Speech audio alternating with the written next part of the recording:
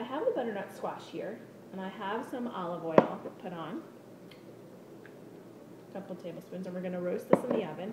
And normally I roast this with just salt, and it tastes great. So today we're going to use these plenty inspired spices. So I didn't really measure. Hopefully it comes out okay.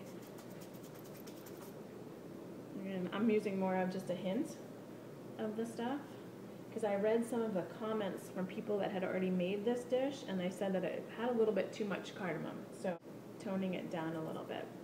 So the ratio really is more cardamom than allspice. They have 2 tablespoons of cardamom pods ground up, and then 1 teaspoon of ground allspice. So then I'm just going to get in here with my hands and just mix it up. Do you want to go mix it up? Yeah. Go wash your hands first. Okay.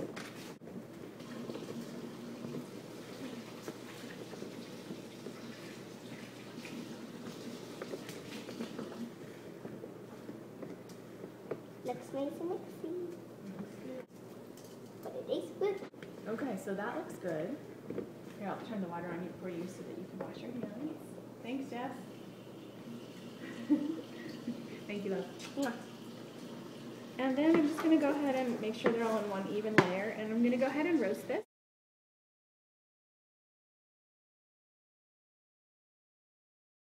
Then I'm going to go ahead and whip up the sauce. Jess, can you get me there's plain Greek yogurt in the yogurt, where the yogurts are? Thank you. Get a little trusty knife. And we're just cutting the ends off, then cutting down the sides to get the peel off. And I'm not going to really need this whole lemon because I didn't use a ton of butternuts. I mean lime. Did I just say lemon? I meant lime. So there, you just keep going around, getting the skin and the pith off.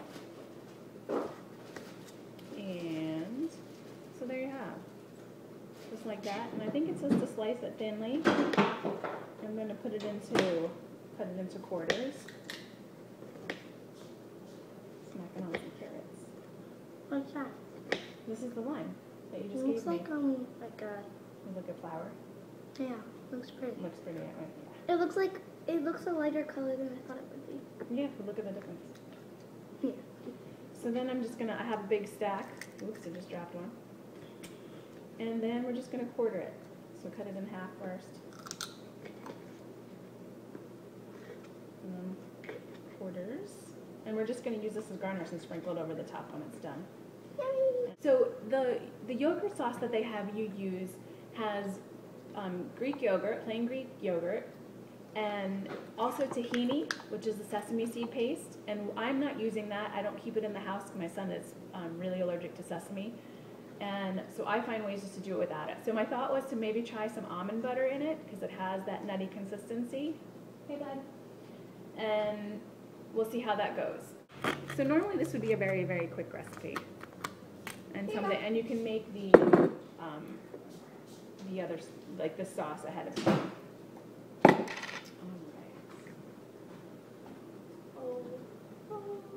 And he's the one who's allergic to sesame. Yeah. Okay. So here we are. Got the little bowl, and I'm just gonna take like half, and probably a quarter, just a little bit. I'm gonna be the only one eating the butternut squash. If I had to take a guess, you'll try. A little bit. And then a little bit. I'm gonna use a different utensil. Can you tell they're not camera shy? Nope. And if I look crooked, it's because I am, because I don't have a tripod yet. All right. So we're turning the speakers upside. So I have the speaker that I use, and I have it turned sideways. I mixed it up, and then I'm just going to squeeze some of the lime, and then I'm just going to add some salt and pepper, and I'll taste it and see how it goes. I actually realized I actually like lettuce. I'll try But that. that tastes really good. I mean, like, so interesting. The cinnamon actually is what I'm tasting that tastes good. Here, put your finger in it. You have to remember that it's yogurt, lime, and almond butter. That's good. That's really good. So, oh, at the end you get like a hint of that. you're going to get a hint of the cinnamon, which I think really, really makes it. So, if you want to use tahini, go ahead. But we really like the cinnamon almond butter. Was this the time that we like? Yeah. And if you leave it out, it'll get bring up to room temperature in a little bit, so it'll be easier to shake because the oil has gotten solidified a little from being cold. All right. So now we're just going to wait for our butternut squash to roast. The butternut squash out of the oven, it roasted for a while and it got nice and brown in bits. Then I sprinkled some of the lime quarters on top and then drizzled our sauce. So here it is. La la, la la. And the taste test will be during dinner. See you later. So I wanted to tell you the results of what I thought about dinner. It was good. The roasted butternut squash rack. It was really, really good. And I definitely think that cutting it into thinner slices, as the recipe suggested, would be helpful. Because I think I like the more thin pieces that got really caramelized on the sides. And also, you flip it halfway, like, you know, just so that all the different sides get all caramelized and sweet and good. So let's see, I'm looking at the recipe and just giving some feedback. So, I thought, and so did you and Ryan also, we all thought that what made the yogurt sauce was the cinnamon almond butter. It was so good. So I can't imagine what it would taste like with tahini. So if you don't have tahini but you have almond butter, give it a go and then sprinkle some cinnamon in it. Do you want to describe? Bam, bam, bam, bam. Well, she tasted it. That's what she did. Like, there's just so many flavors going on that are so incredible. They're really good together.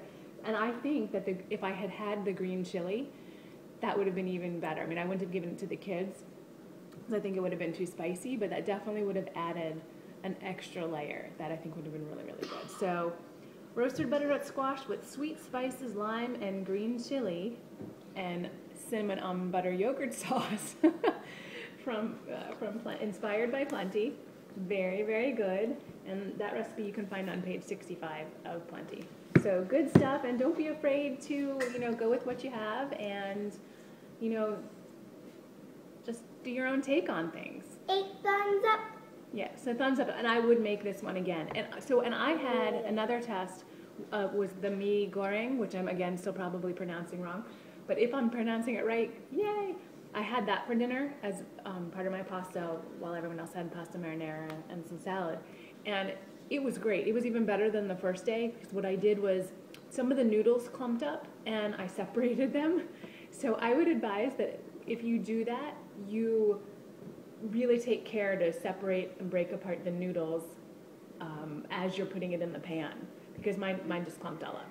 And then I also added some more of the chili sauce, and I thought that was great. So I would use I think it was 2 teaspoons suggested, and I ended up only putting in 1 teaspoon and probably added a whole teaspoon to my dinner tonight.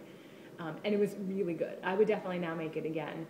I wasn't so sure about from last, when I tried it on the video that I made when I had it for lunch yesterday.